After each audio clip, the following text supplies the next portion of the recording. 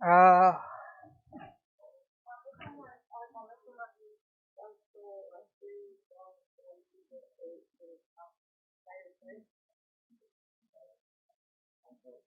is it negative 3? 1, 2, 3. It wouldn't be negative 3. Remember, you need to move the decimal to after the first digit. Negative 4. Mhm. Alright, so test review. There are 25 questions. So we're having a test tomorrow. I'll answer it here in a second. So 25 questions.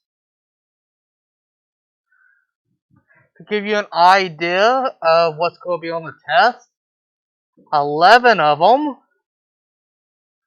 deal with significant figures.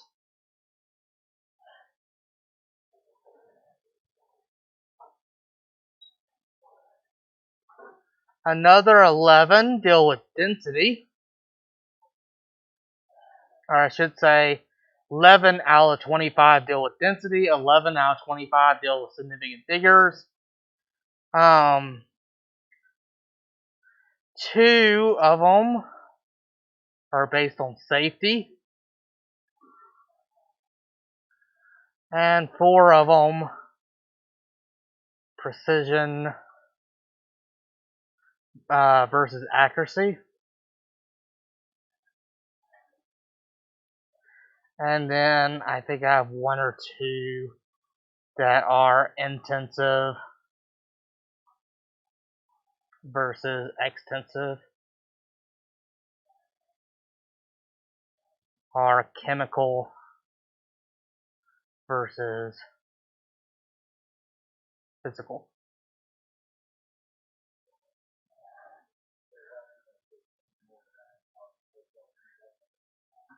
Good catch. Some of the questions regarding the density test you also on significant figures. Some of the significant figures test you on density.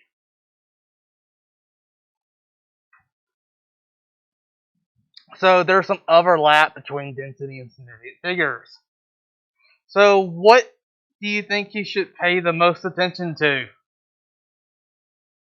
What is the equation for density? Mass over volume. I think there might be some scientific notation, but I'm pretty sure I removed all scientific notation out of the test last year. Might want to check on it. I don't see any on first glance.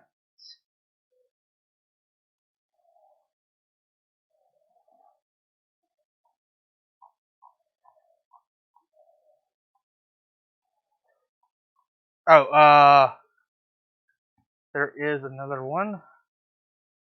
So a few questions that deal with kilo, centai. Like, what does kilo mean?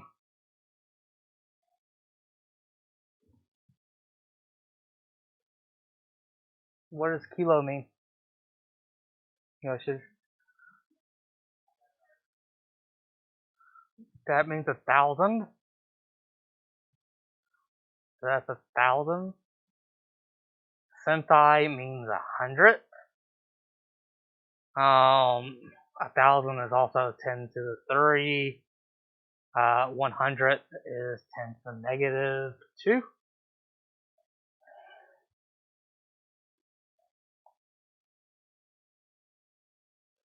So, I don't know how many I have on here, but make sure you know how to do some unit conversion. At least on that portion of it. Like, how many milliliters are in a liter?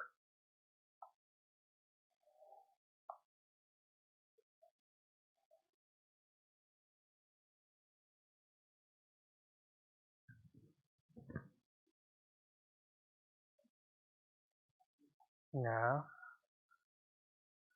It'd be milli, so that's 1,000th. 1,000 milliliters are in 1 liter. Kilo, centi, and milli are the most commonly used ones. Those y'all definitely need to memorize for the rest of the year. Kilo, centi, and milli are going to be used quite a bit in this class.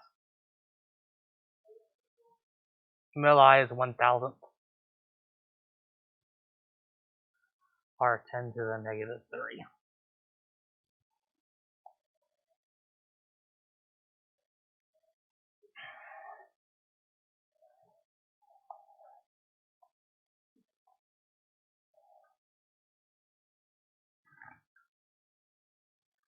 Going back over it, so these numbers are probably not exact.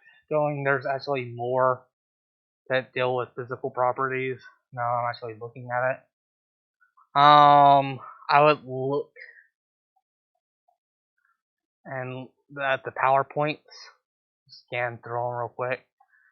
Most of it's common sense. What's a physical property?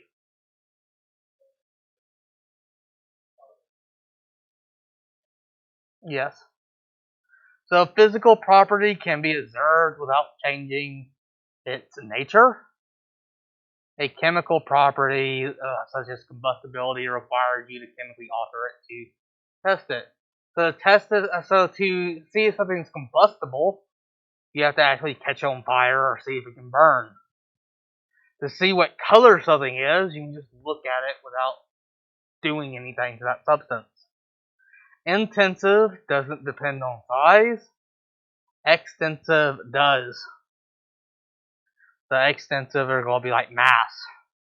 How much mass something has depends on how much you have.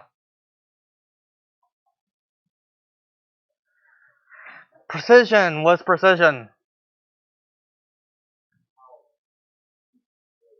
How grouped it together it is versus accuracy.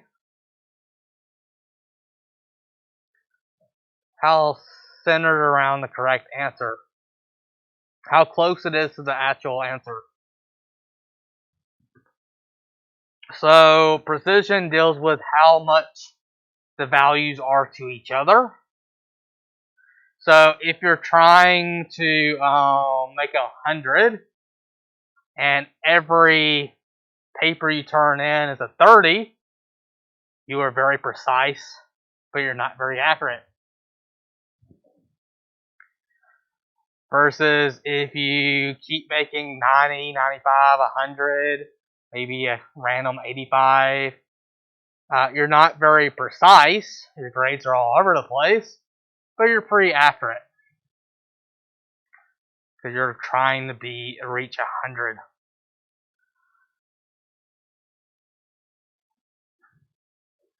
100. Safety. I think the number one safety thing you really need to know is the what's it called? Hazard diamond.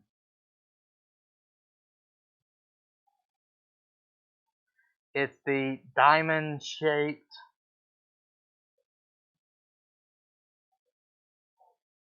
where this was red, this was yellow, this is blue, and this had some symbols. Know what these are, look at the symbols, go back to the PowerPoint. There will be one hazard table that I give you on the test. You'll need to be able to tell me what it means.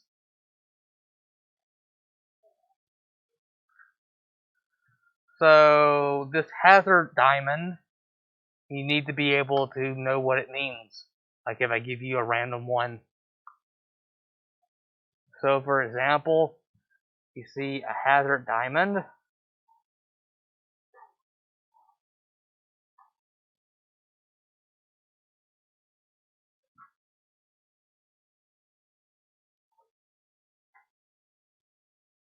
Like what does that mean?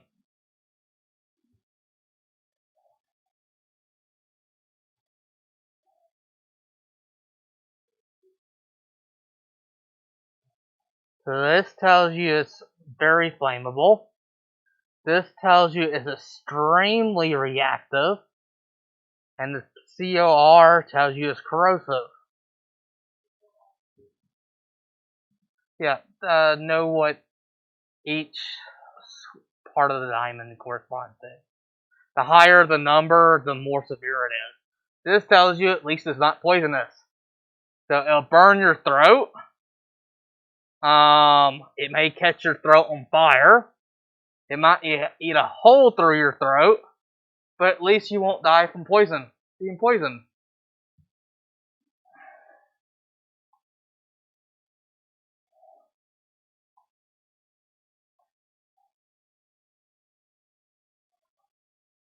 Another way of looking is if you dilute it enough, it's not that toxic.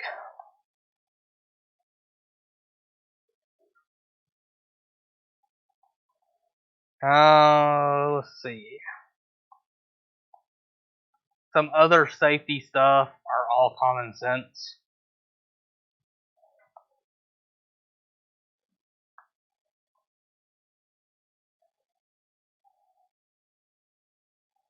Why?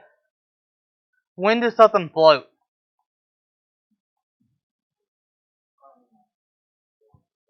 Well, it depends. I didn't say water though. Then when does things float? Doesn't a balloon float on air? Less than whatever fluid is in. So you look at the density of your fluid. If something has a density less than whatever fluid it is in. By the way, air. Is air a fluid? Yes. Does air flow? Have you ever felt wind in your face or hair? Fluids flow. Air flows. That's basically the definition of a fluid is something that can flow. Obviously there's wind. So all gases are fluids. Liquids are fluids. The only thing that really isn't a fluid is a certain type of sand, but you can have fluidized sand or having solids. You can actually take some sand and have it flow. Usually it requires really extremely fine sand and some air inside of it too. But fluid just describes the property of things to flow in a certain way. So if I put a ball in a glass of water and it floats to the top, you would know that the ball has a density less than that of water, and water has 1 gram per milliliter density.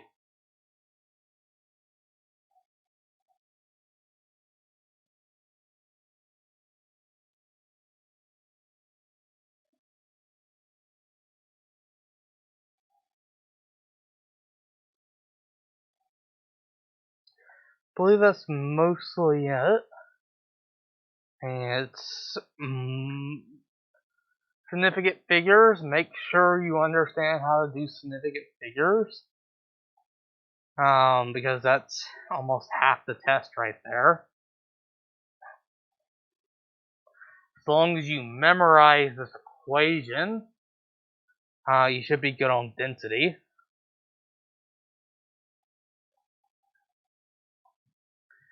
So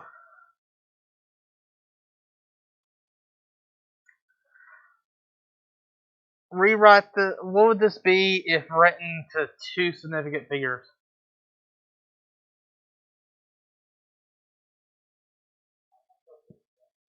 There's no decimal. So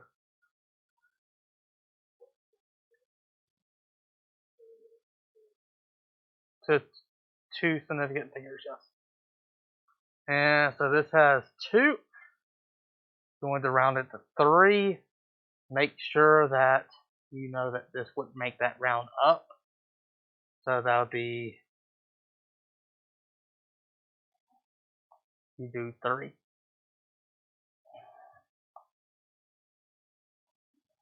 By the way, for remote learners, The code word is echo.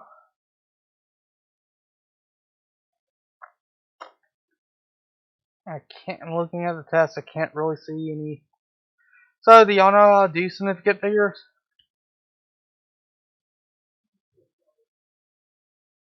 Alright, so 0.003400. How many significant figures does that have? So this would have 4. We always ignore leading zeros, and we include trailing zeros if there's a decimal point. Versus if I had 3400, this would only have 2. There's no decimal point, so we ignore trailing zeros. Again, I don't think I have any scientific notation on the test. So if I did 2.00 times 10 to the 5th, you only look at this portion, so it has 3. Again, there's a decimal point, so we include trailing zeros.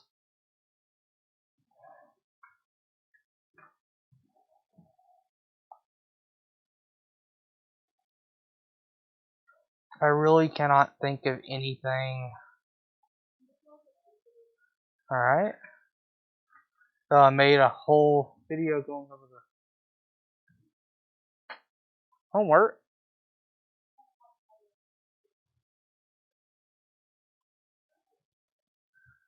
So,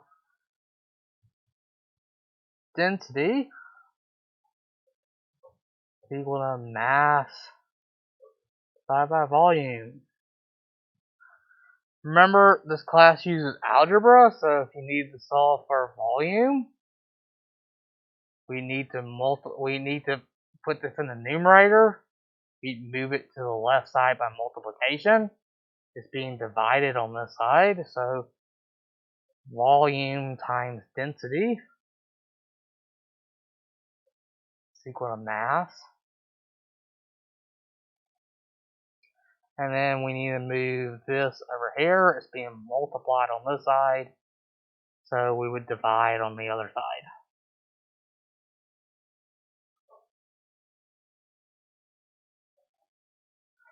Or mass values. So types of mass units includes grams, milligrams, kilograms. We're only really using metric in this class.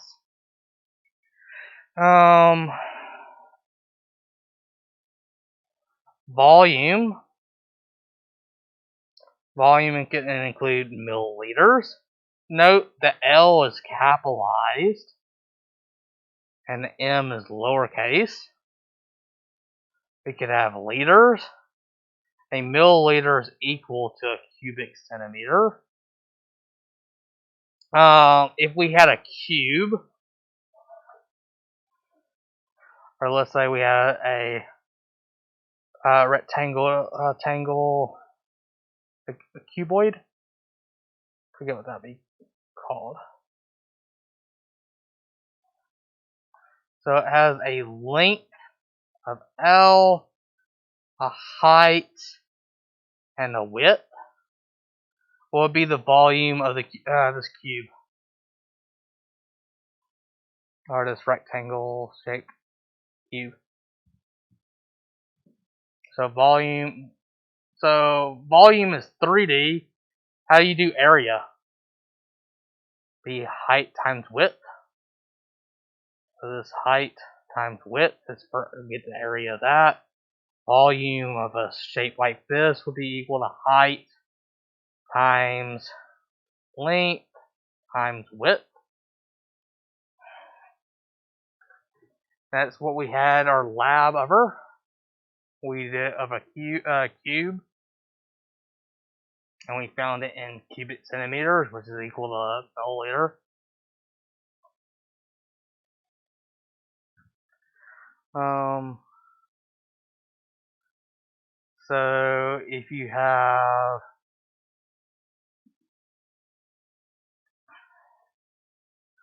50 grams of a material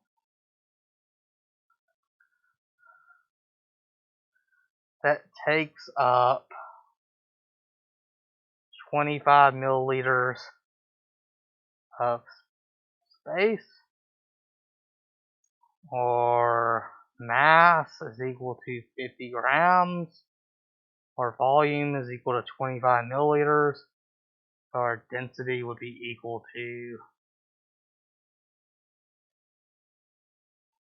50 grams per 25 milliliters. It is 2 grams per milliliter. Twice as dense as water.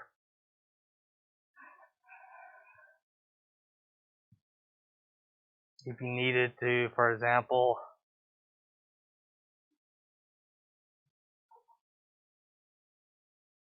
how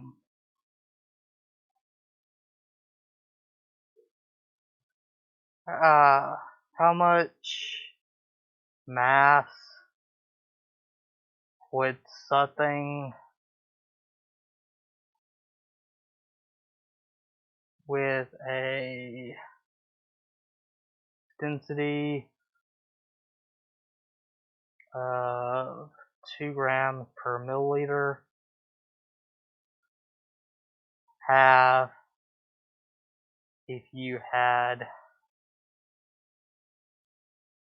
100 milliliters of it? So if you have 100 milliliters and the density is 2 grams per milliliter, so density is equal to mass divided by volume. Solving for mass, you multiply volume to both sides, cancels out over here. Volume times density is equal to mass. So mass is equal to volume times density. Volume was 100 milliliters. 2 grams per milliliter. For density, milliliters cancel out, giving us 200 grams.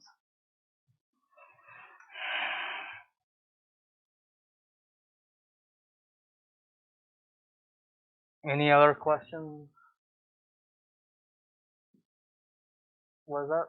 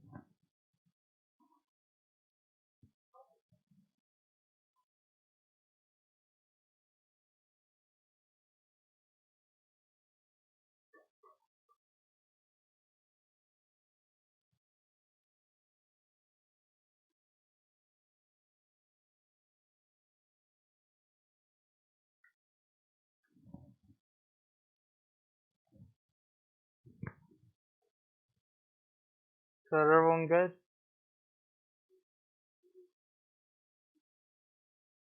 Alright.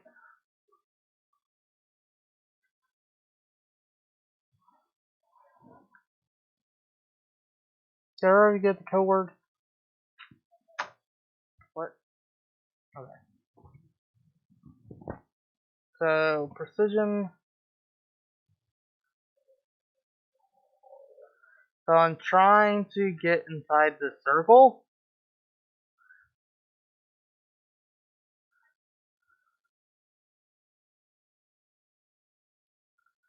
What would this be? Is it precise?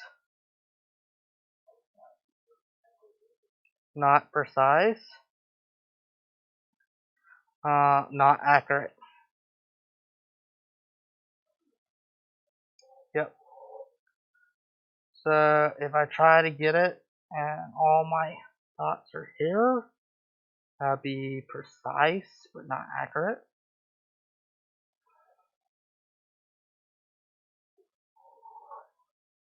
And if all my dots were very close, some of them not falling exactly in, but this would be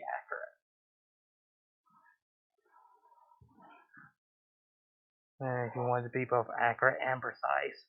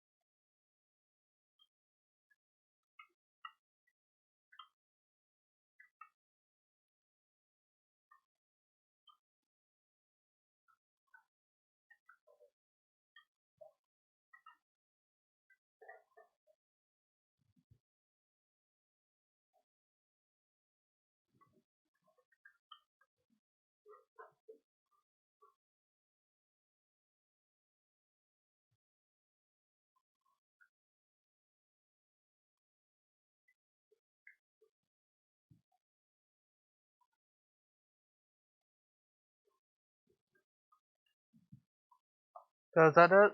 Any other questions? See what? So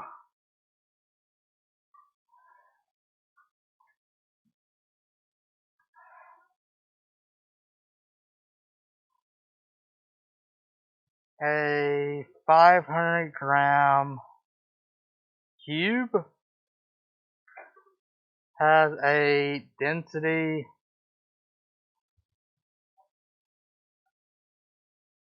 of 10 grams per milliliter. What is the volume of the cube?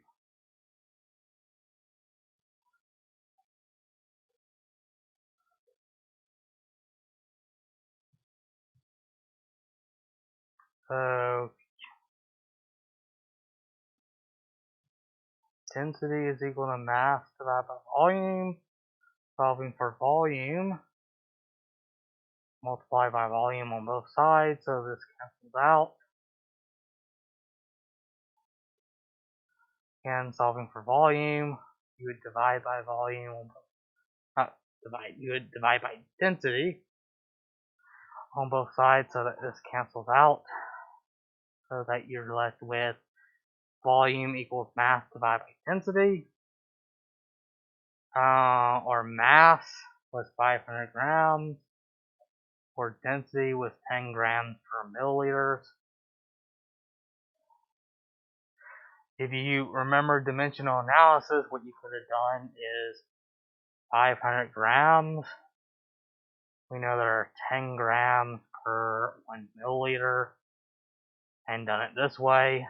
Regardless, it's 500 divided by 10, and per unit there will be milliliters, so that would be 50 milliliters.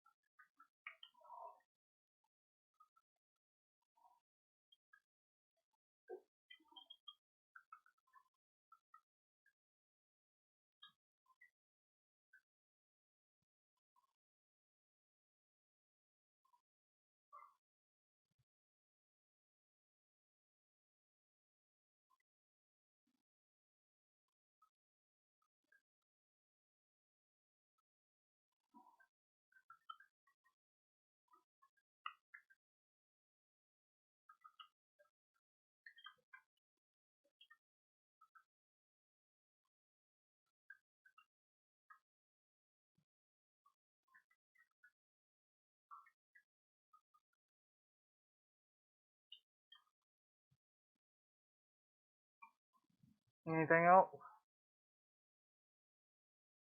Alright.